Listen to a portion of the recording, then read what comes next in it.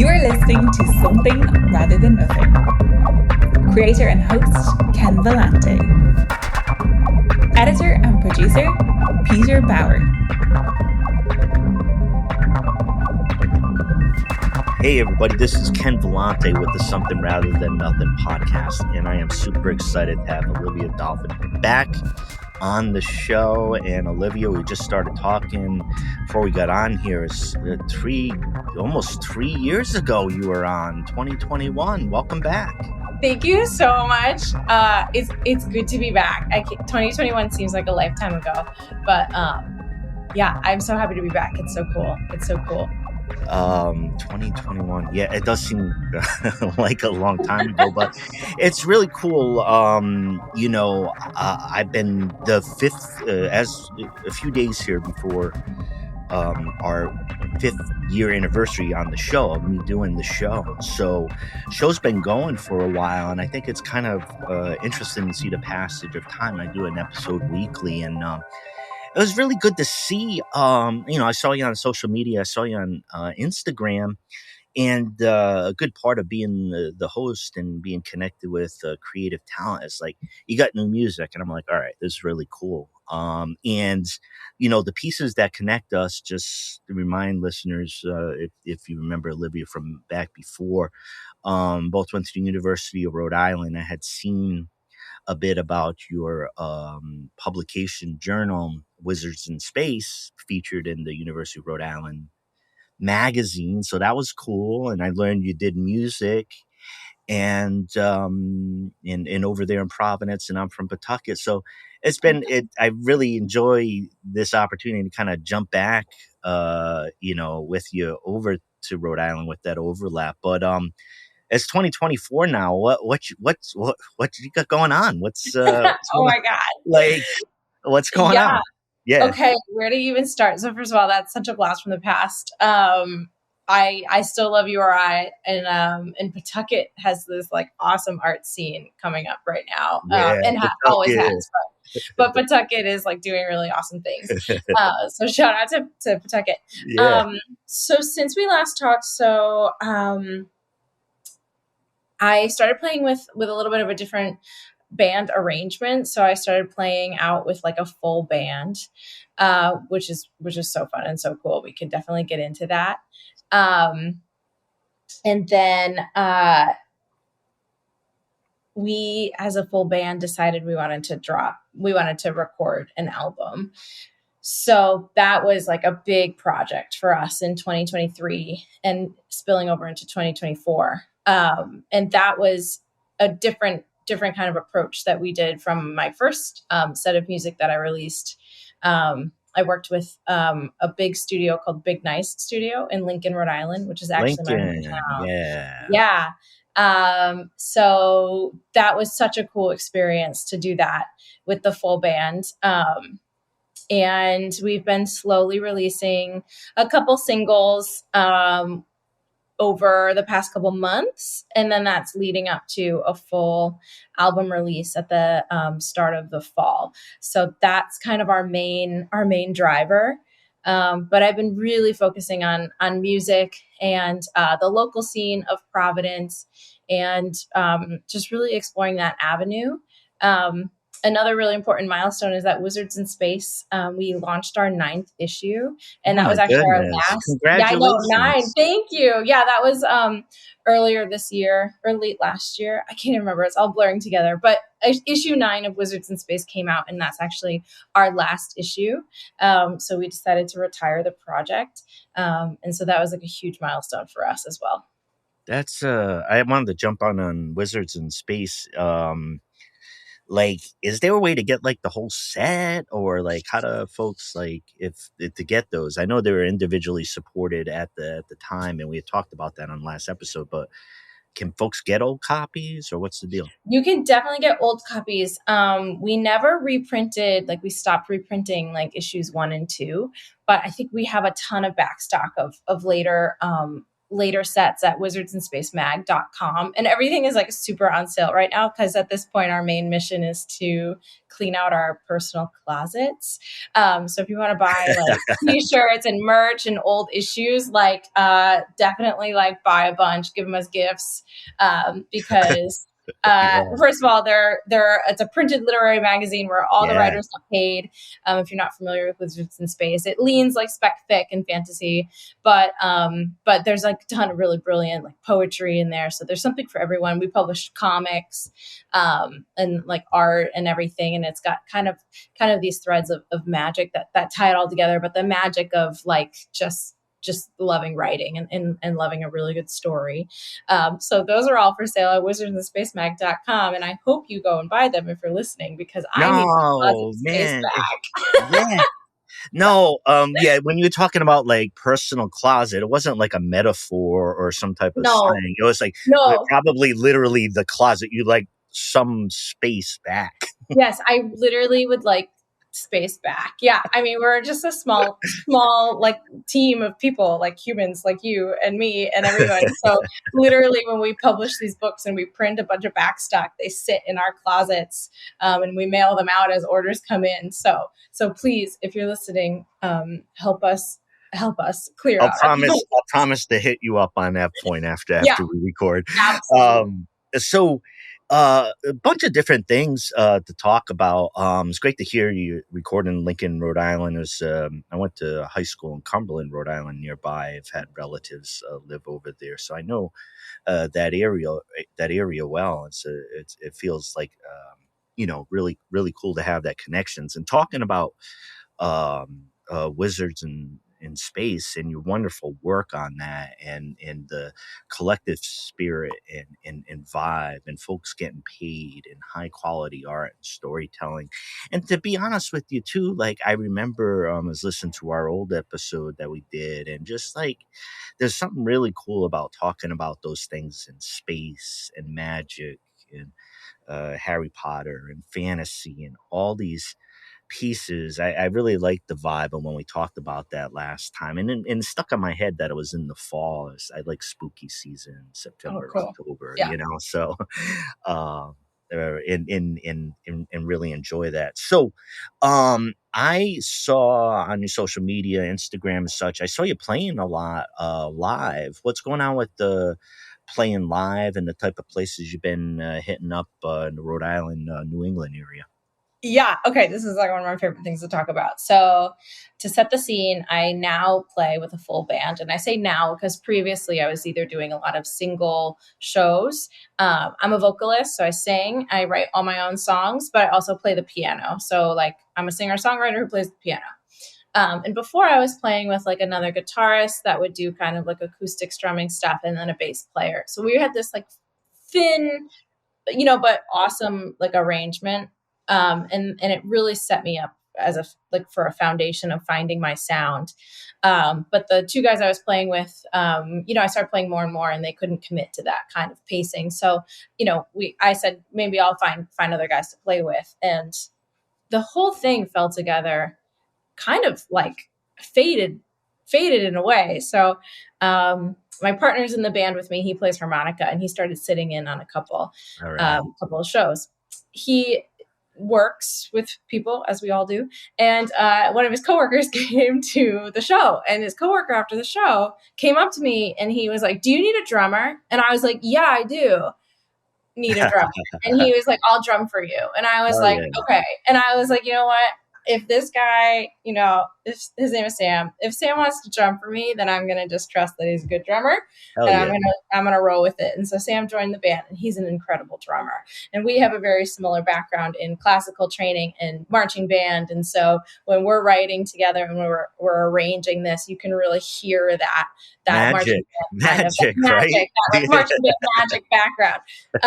So that was perfect. And then I already knew Sam and Jeff got along. At the time, I was also playing a lot of shows, and I was having my friend Luke on the bill. And Luke is an incredible musician. He's been so supportive and so like a creative thought partner of mine for a really long time. And so I went to him and I said, "Luke, we've been doing these shows together. You're on your original stuff. I'm on my original stuff, but I need a guitarist." I want to give you first right of refusal. Are you interested? Like, no pressure, but like, we've been doing this thing together. Do you want to take it to the next level? And he was like, Yeah. yeah, let's try it out. And I was like, okay. I was like, let's just give it a shot. So it was me, Sam, Jeff, and Luke for quite some time. And Jeff also, he plays harmonica, but he amplifies it. So he runs it through guitar pedals, kind of like distortion pedals, and it runs through an amp, so it's amplified, and it is like the coolest sound I've ever heard in my life. It's extremely compelling, and people when they come to shows, they're like, "What was that noise?" And I was like, "That was Jeff on the amplified harmonica," and suddenly I'm like overshadowed by the amplified harmonica. And then last but not least, we needed a bass player driven by the fact that we wanted to record. And I asked a previous band member of Jeff's, his name is Johnny McMahon, and I asked Johnny if he wanted to sit in on a couple shows and sit in on the studio sessions. And Johnny really completed us finding our sound. And Johnny is an incredible bass player, and he's just an incredible musician, like all around. He collects old keyboards, he fixes old keyboards, old organs and things like that. So he's just like very knowledgeable about music and arranging, and he's been in the game a long time. And so that's the crew we play with now. And we've kind of found this stride of like 90s feminine rock, but with a lot of like orchestral influences, which is really cool. And we're playing I like to call it, I don't know if the guys like to call it this, but I like to call it witch pop. So yeah, that sounds right. That sounds right.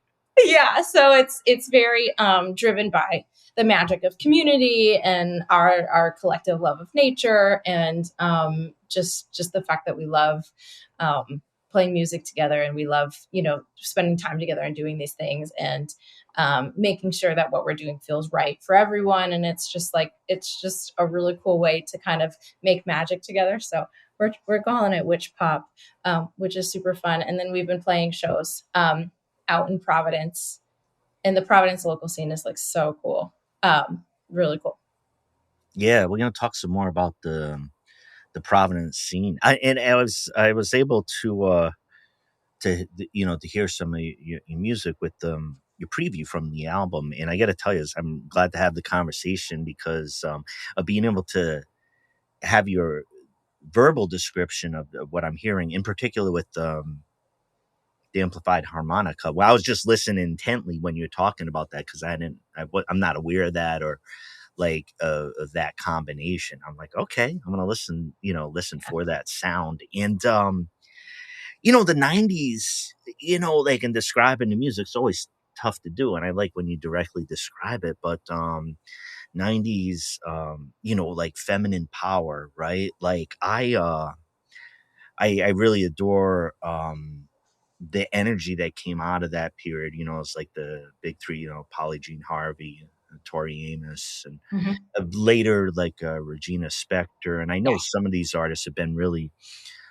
influential on you. And there's such a force, Fiona Apple. There's such a force and a deep soul within that. It's not quite like music I ever heard. So like when you identify it in that way, like I can hear that.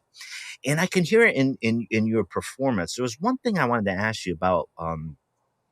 One thing I really enjoy with your performance, and I wanted to ask you how the audience takes it, is the intensity of your performance at time in your vocals, and in that live scene. It has a visceral element to it, and I find that in that style of music that you could feel that there. Is there a vibe that goes on with you in the audience when there is that when you're out there like that? Yeah, definitely. I think of my live shows as an energy exchange.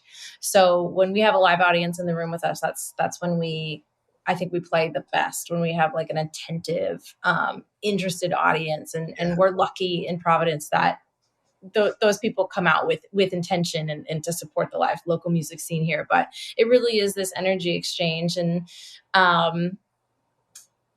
I will say that playing for an audience like that is so fun because they do get into it. And especially a lot of my music is based on very personal, vulnerable experiences, but written in a way where, you know, I never want anybody to see too far down into the glass. I want to Yeah. explain Yeah. it for myself, and if you interpret it a different way, then that's for you. And I think that's the energy exchange, and I think that that's what art really is. You know, and I think the audience really appreciates that because they're able to kind of like give it their own energy and give it their own life, but we're sharing something at the same time.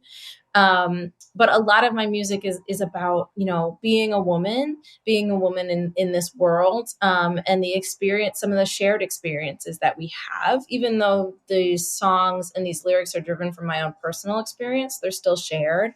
And so I think the people that come to the shows, they can read that and they really appreciate it because it's almost like an outlet for them Yeah. to express themselves.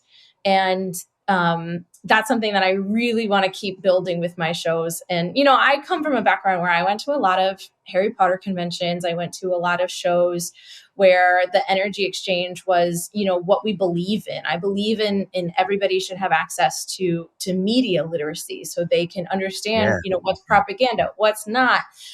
They can kind of understand where the source is coming from. That's all stuff I learned from going to Harry and the Potter shows because they write directly to that, you know. You know, so I want my shows to be a place where people can come and feel safe and express themselves. But there's also this idea of like, you know, I watch like Chapel Rowan's, you know, rise to fame and the way that her fans express themselves in Taylor Swift. And, you know, at some points it's like, yeah, you want to get all your anger out and you want to like feel seen and stuff, but also you want to have a good time and celebrate joy. And so I think our shows are starting to become a good balance of those two things. So people come and they know that they can wear sparkles and they can get dressed up if they want, and they can kind of come expressed as themselves, but then also share in some really solid, you know, things that we all believe in, you know, social rights and social justice and civil rights, and exploring all those things that are important to Providence as a whole. And those are the elements of a show I'm trying to build. Hell yeah. Hell Yeah. yeah. Damn. Now I might want to be over in Providence. I'm on the other side of the country now. You gotta come home and visit. I Gotta come home and know. visit.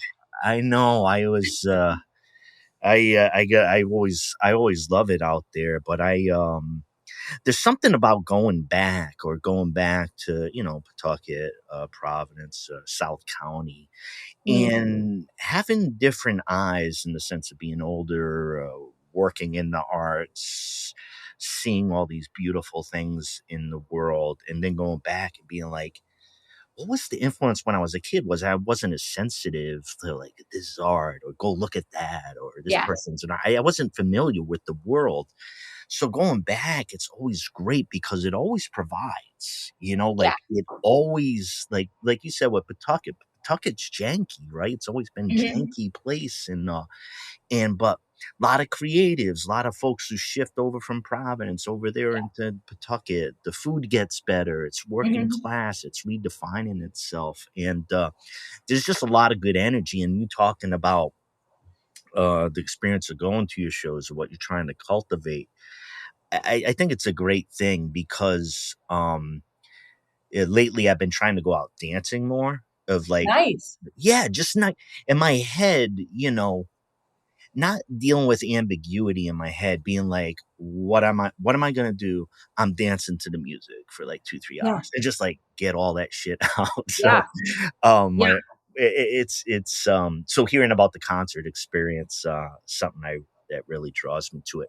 Talk to me when we last talked. Hey, and by the way, listeners, episode 116 back in September 2021 was when we talked to Wow. Olivia Dolphin the first time. But uh, we talked a bit back then, you know, connecting on Rhode Island and talking about collective scene. You have Mhm. a lot of deep interest, literary, music, art, and otherwise.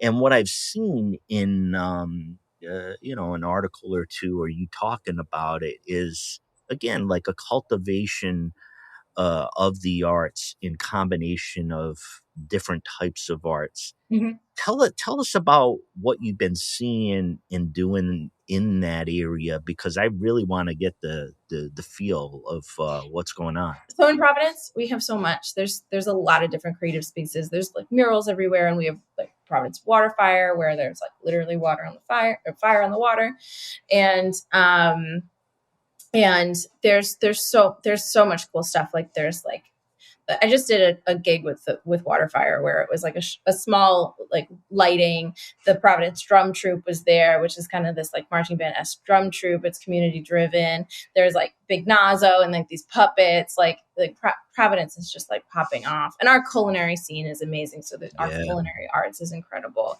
So there's a lot of avenues in Providence where every aspect has some sort of creativity to it.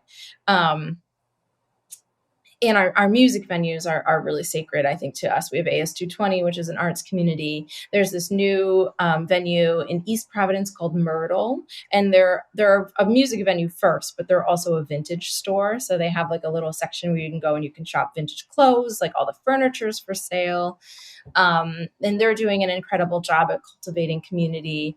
And the shows are all free, which is incredible, so you can go to see a free show, but the bands still get paid. So it's just like the scene is really amazing right now in Providence. And something that I've been trying to do, which is like, there's all these pillars of arts communities in Providence that are really strong.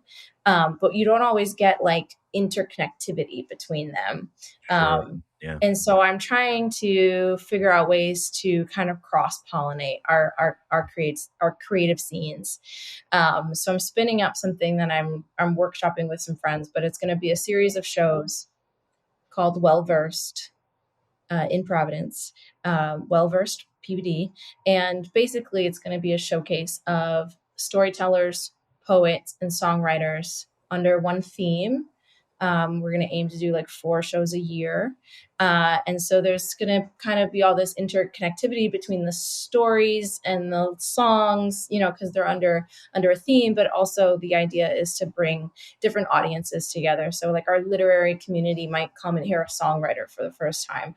Our music scene might hear a poet for the first time that they really like. And we kind of want to give it this like cabaret kind of feel where it's a seated show. It's earlier in the evening. You get a drink, you watch the show, it's emceed. And we're thinking about tying in maybe like a local nonprofit to showcase and give some donations to, or small businesses that might want to come and just really think about ways to bring in all these elements of Providence under one theme, under one roof.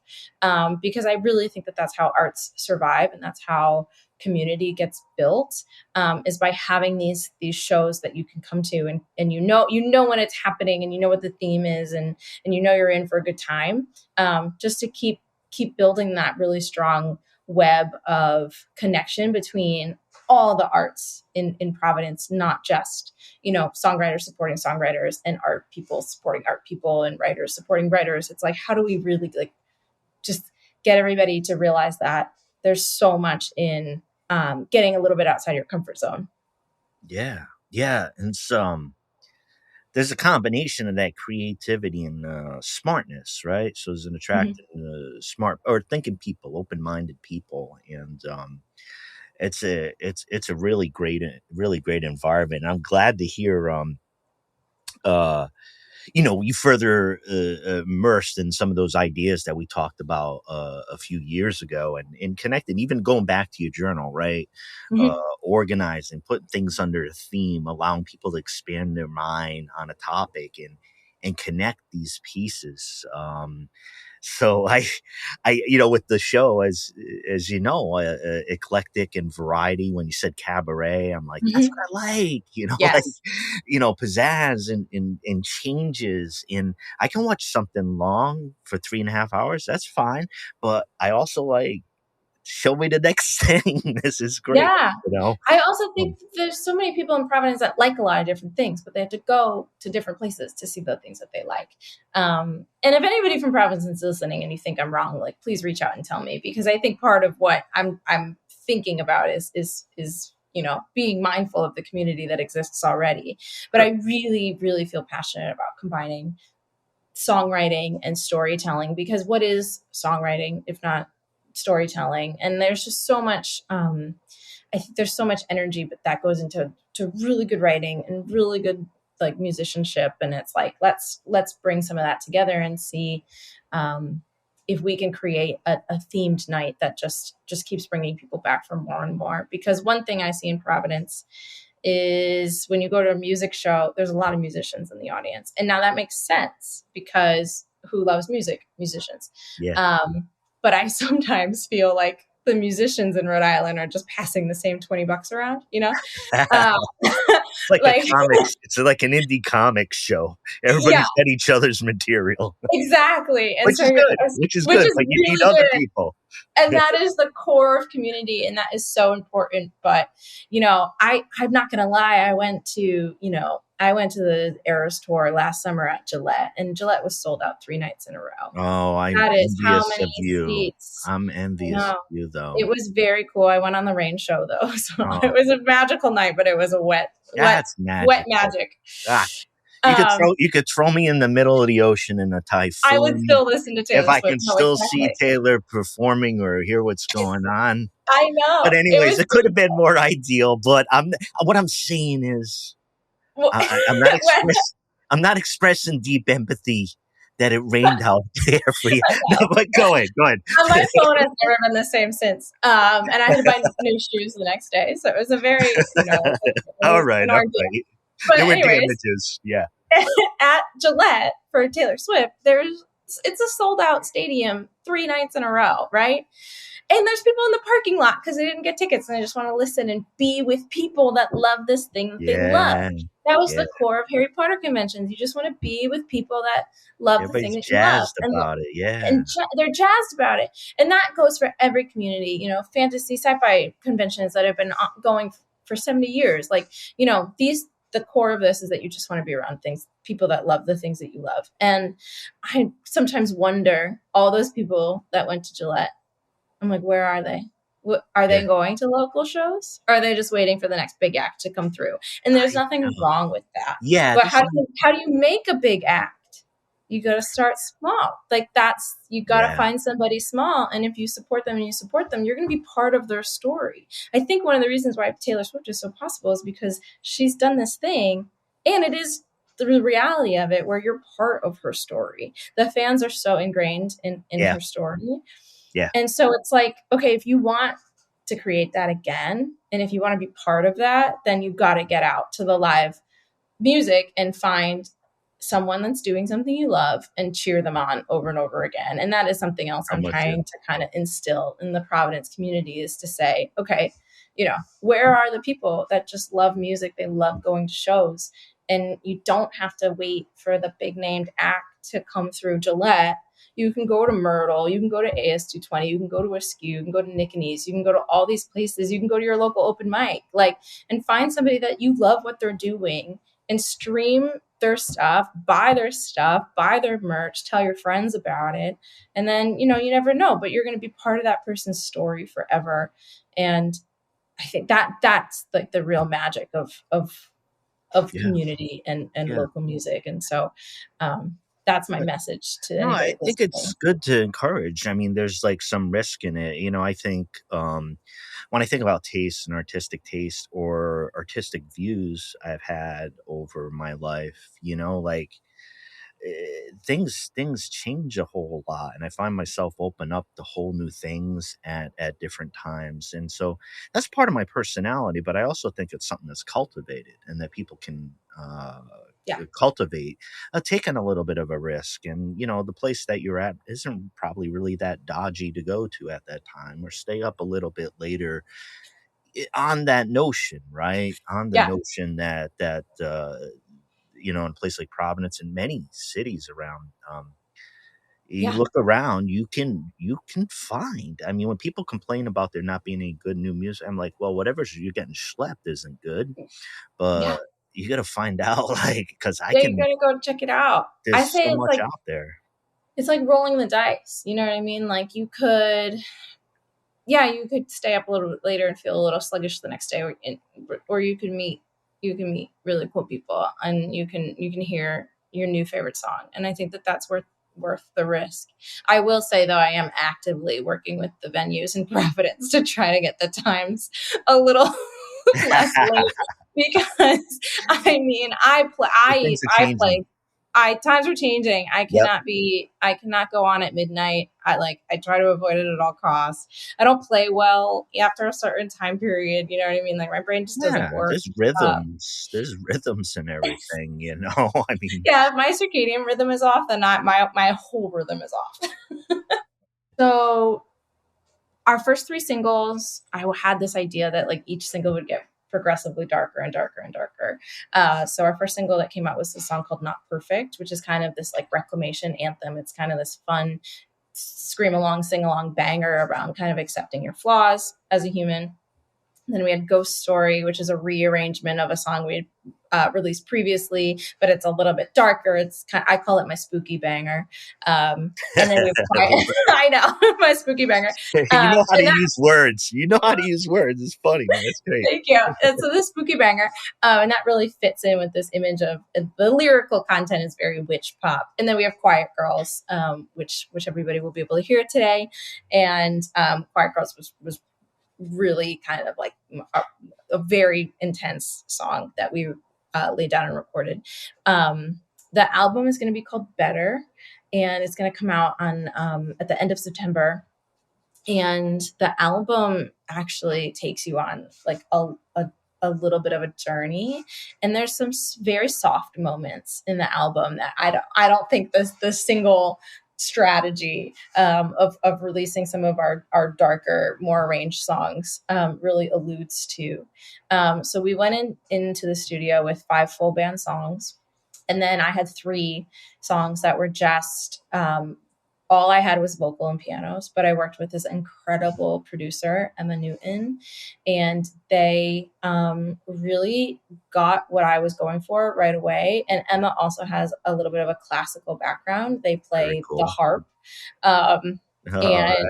yeah, and they just got it right away. And so there's 3 songs on the album that are very orchestral and very a nod to this lush, almost like pastoral music that I grew up listening to and that I love, and that I have a background in classical music. And I actually got to play flute on the album because I am a trained classical flute player.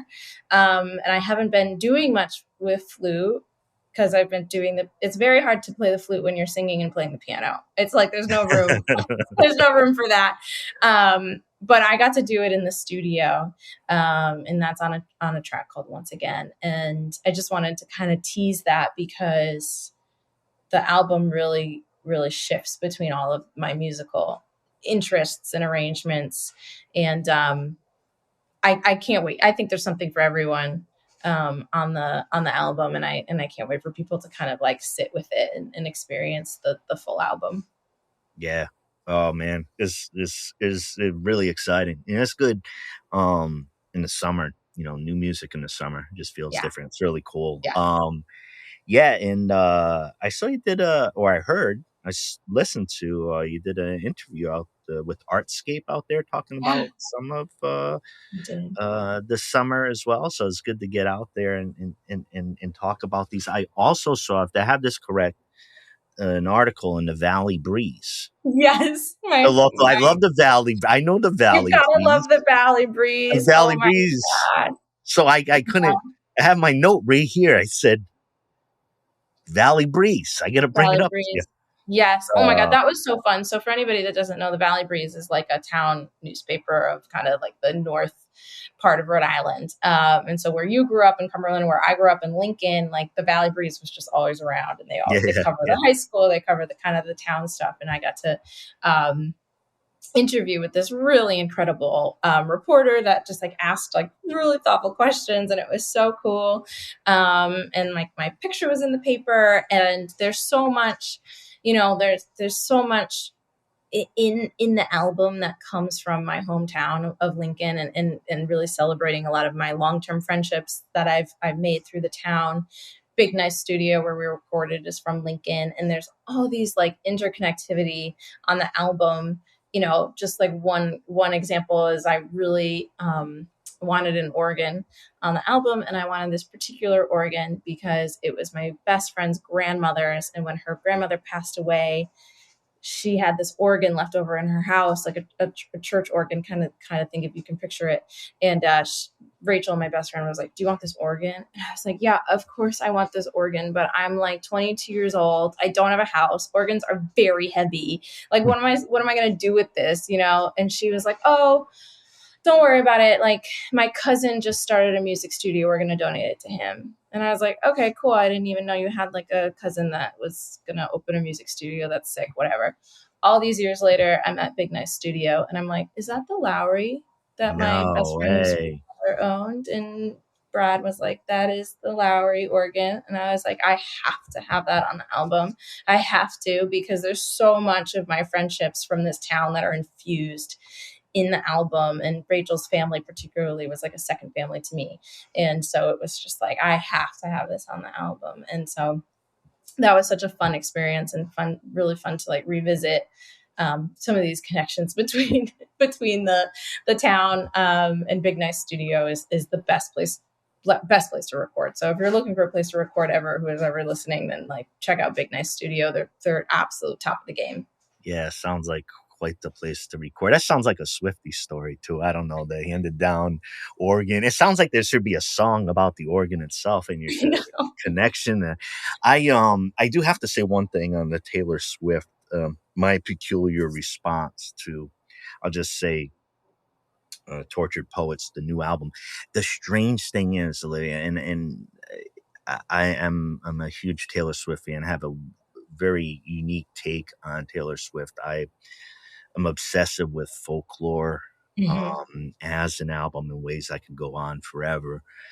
But I haven't listened to the new album because my life has been so like busy, or I haven't been able to plan things as well, that when I start listening to the album, I have to dedicate my mind and thinking and time to it. And so it's out of respect, but it's the weirdest thing. I have not listened to the new album yet. And it's not a torture or anything, but it feels weird at this point. But I'm almost there. And when I get there, Olivia, is it gonna greet me warmly, this album? Is it going to greet you warmly? I'm going to say no, because it's not a warm album. That album is going to like reach into your chest and rip out your heart. That's fine too. Yeah. That's fine. Yeah. I mean, that's what would you expect from something called the Tortured Poets Sparrow in the year that she's been having. But there's a lot of elements on that album that I really like. And I had a lot of mixed feelings about it for a long time, but it's really grown on me. And there's one song on there, Clara Bow, which is a masterclass in storytelling and songwriting. So when you listen to it, I would love to hear what you think about it, because well, maybe we'll chat about it on the show. Such an amazing songwriter. I think part of her brilliance is too subtle for I don't know, for the spectacle and stuff like that. I think some of the brilliance is observable in a different way, but just entertainment. I mean, I saw the concert in the movie theater. It wasn't raining in the movie theater. It was nice and dry, but I saw it and I was like, it's just so loose in my mind. I was like, look at those fucking outfits. I'm like, look at that fucking set. Listen to that. I was just, I thought it was amazing, because it was like all the senses. It was, she's a master at her craft. I mean, you can hate her, you can love her, but you can't deny that she's cracked the code that a lot of us, I think when I look at it, you just got to honor it for what it is. And she's really inspiring in the way that she just connects with her fans. And I think she writes songs in a really similar way, where they're deeply personal, but open enough for people to kind of place on their own stories. which I think is the original intent, and then it gets all garbled and muddled when the media and the different people get their hands on it. And of course, there's always an interaction with songs where you're like, "Who's this written about?" or like, what inspired this. But I think sometimes there's a natural desire to understand the inspiration of the song so you can kind of accurately map it to your own experiences. But then once you get over that, and once you kind of get over the initial like taking in of the lyrics, I think there's so much now that when I listen to the album, like I'm not thinking, oh, is this song written about this person? Or is this song written about this person? I'm thinking about these lyrics remind me of this time in my life, or these lyrics remind me of this person. But there is a natural hurdle to get there because you're absorbing the lyrics. So that's my Taylor Swift rant. Hey, thank you. That's what I asked for. I mean, that's partially what this space is for. I've invited Taylor 6 times. She'll come on one day. I have all the faith. You're not bullshitting, and I'm not bullshitting. And people think I've been bullshitting for 5 years. I haven't. No, I don't. Have you thought about? Sorry, my cat is biting like plastic right now. Have you thought about invading? That's a sign. The cat. There's a cat. Have you thought about reaching out to the Taylor Swift impersonator at Canopy Lake? She puts on a really good show. I haven't seen it live yet, but I've seen the TikToks. Maybe she'll come on your show. That's new information, what you mentioned to me. I was very excited and distracted by the information you just told me. So yeah, I'm going to check that. I'm going to check that out. Hey, Olivia, tell us, we're gonna play a new track of yours at the end of us talking here on this episode. Tell us about your new song. Yeah. Okay. So I'm so excited. So on August 9th, we're releasing a track called Quiet Girls, and Quiet Girls is one of the more intense songs I've ever written. It's really about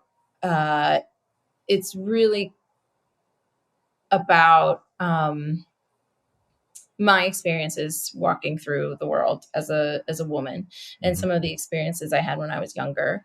And just, the people in my life, that kind of wanted to hold power over me. And just recognizing that and hearing the things that they would say to me, that they tried to do to maintain some of that power, to get me to act a certain way or feel a certain way about myself. And I realized at the end of this experience is that what they really wanted me to do was be quiet. And I didn't really want to be quiet. So it took me a really long time to write this song and to talk about some of these experiences. But essentially, at the end of the day, this song is kind of envisions this group of girls that kind of,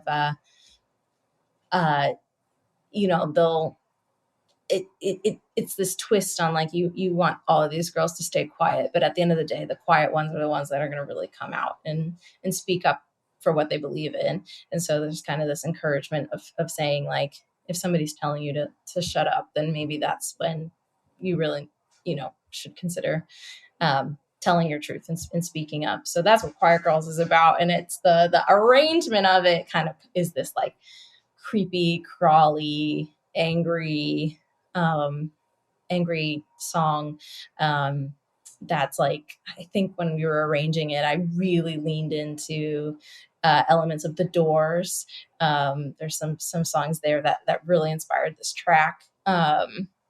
Tori Amos, of course, and just really letting the band kind of like make the weirdest noises and really creepy crawly stuff, because I think I really wanted the song to kind of have this idea that you were being followed and you were being watched, and because at the end of the day, that is our experience. But I wanted to flip it on its head so that the quiet girls are the ones that are watching you and keeping tabs on you. So I'm super excited for this song to hit the world. I think it's going to be, I think people are going to, I hope, relate to it and see this song for what it is. Yeah. Thank you for talking about that, Olivia. And is there a version that you put out either on social media of or video or somehow that I've heard it already? I've had clips of it. So this is the first time we've done a studio recording of it. Yeah. But but there's been clips of it out. I've seen part of your vocal performance. Very powerful. Very powerful. Quiet Girls from Olivia Dolphin.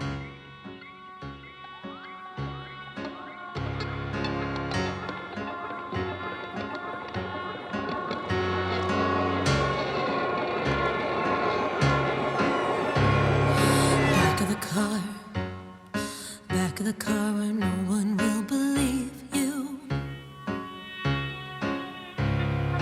Back of the car where no one can see you. What would you say? What would you say to the quiet girl? What would you say? What would you say to the patient girl? Don't stay out late. What will be your fate? Back of the car where no one will believe you. Back of the car where no one can see you. What would you say? What would you say to the smartest girl? What would you say? What would you say to the careful girl? Don't sneak out at night. They will take your life. But it's the quiet girls. They will find you out. It's the quiet girls. They will hunt you down. Mark my words. Mark my words.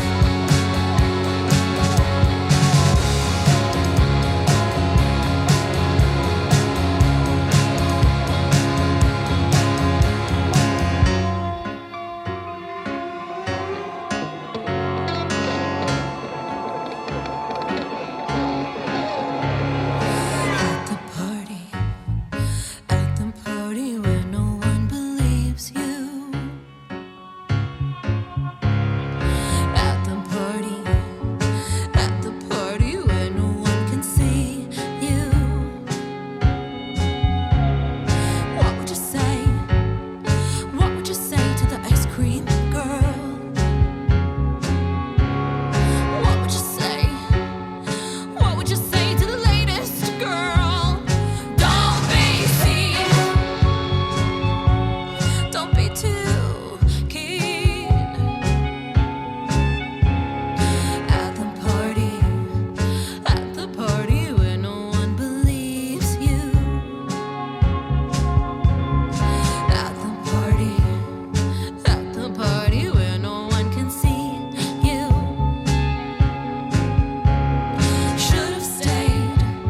Should have stayed close to the honey girl. Should have stayed with their stinging ways. Be sweet as bees. Stay off your knees. But it's the quiet girls. They will find you out. It's the quiet girls.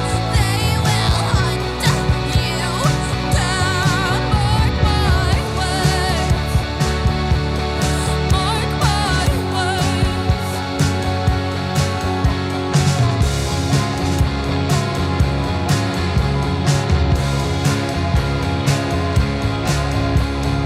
Are you sorry now about the quiet girls? They will find you now.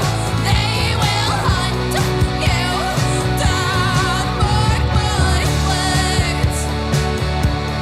Are you sorry now about the quiet girls? Quiet girls, quiet girls. great chatting with you, Olivia, Yeah. and dropping into uh the territory over there, and thinking about the ways you've been thinking about the disparate arts pulling things together. I've long thought of a festival tied to the Yeah. podcast to bring eclectic, it's been an idea that needs to be made manifest, but I'm Yeah. fully convinced that it could pull together the same type of thing where it's like people are thinking, people are creating, people are trying to crack the egg to like open their brains up, Yeah. and exchanging ideas. And I don't know, these times need more than anything. Hunter S. Thompson said, when the going gets weird, the weird go pro. Like you got to Yeah.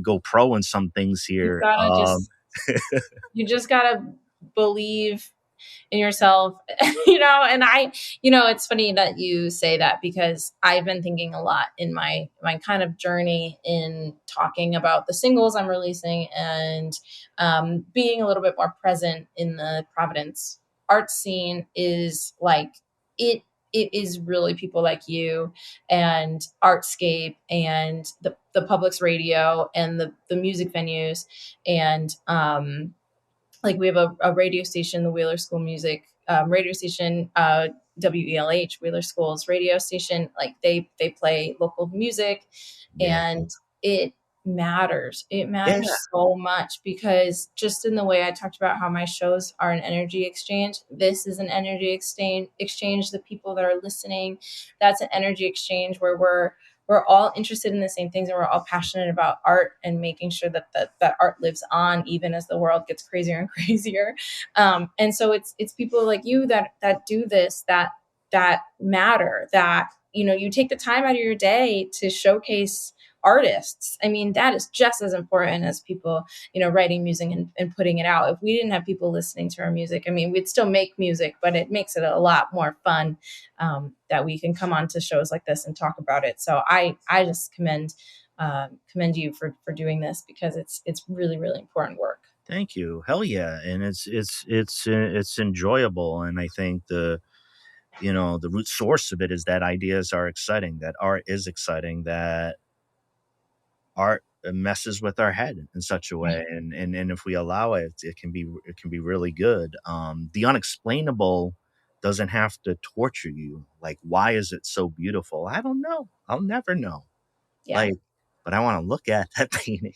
Like, you know what? I want to listen Yeah. to that song. So I like I just really enjoy the vibe on that. And talking about your new music, everybody check out Olivia Dolphin's new music, new single that we have described it generally as witch pop, and the album Better. Shout out to all the places you mentioned, Olivia. We'll try to tag them and let folks know about the local Providence scene. And of course, anybody can access your music, even if they don't have the chance to do it live. Where did they go? Best spots to drop in to find your stuff, get pictures of you, bio, find out about you, that type of thing.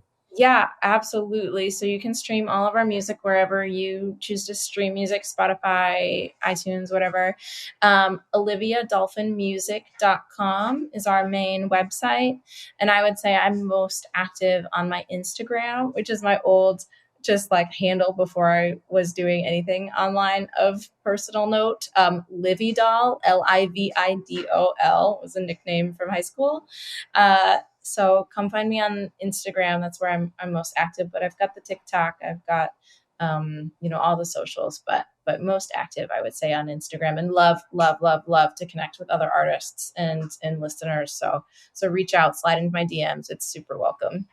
Super. And yeah, thanks for sharing all that. And listeners too, Olivia and I had talked, we're going to bring on in the future, we haven't announced the guest yet, but a future artist in this type of scene. So expand out, talk a little bit more about Providence, Rhode Island, and something that Olivia and I have talked about, that kind of like arts organizing, arts energy, bringing different type of disciplines together, it was very exciting because you had different types of minds who might normally not be together. So some more coming from you and your troupe out there, Olivia. But I just wanted to thank you for coming on to Something Rather Than Nothing. Again, it's been way too long, 3 years between appearances, but I have the sense that you and I will probably correct that long gap between visits next time. I think so. This means the world to me, and I love your podcast, and I love listening to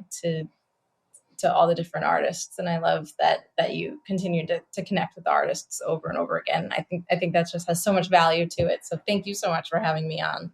Yeah, and I don't know how else to end it, but I had this in my head for half an hour. Long live Dobby. Oh yeah, Dobby. You gotta just. I love Dobby. I have 3 Dobby statues in my house.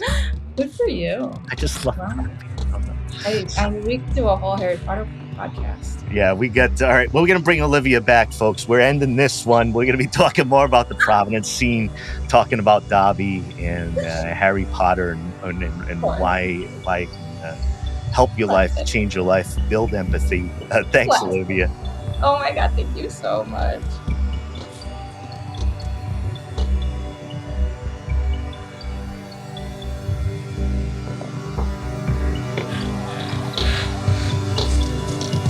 This is Something Rather Than Nothing.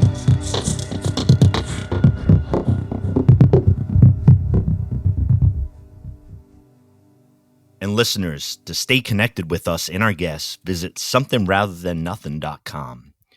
Join our mailing list for exclusive updates and access to guest-created art. If you enjoyed this episode or any episode, please like, subscribe, leave a review on your podcast platform. People really read that shit. Your support helps us reach more listeners and spread our community across the planet. This is a global show, and we like to give a shout out to our many listeners across the world, including many listeners in Canada, Spain, Germany, UK, Argentina, Brazil, India, Thailand, and so many more places.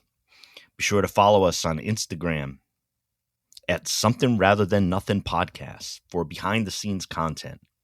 And the best way to help the show is to tell your friends about us. If you love it, they'll love it too. Tell your friends who love it. We love you. This is Something Rather Than Nothing Podcast.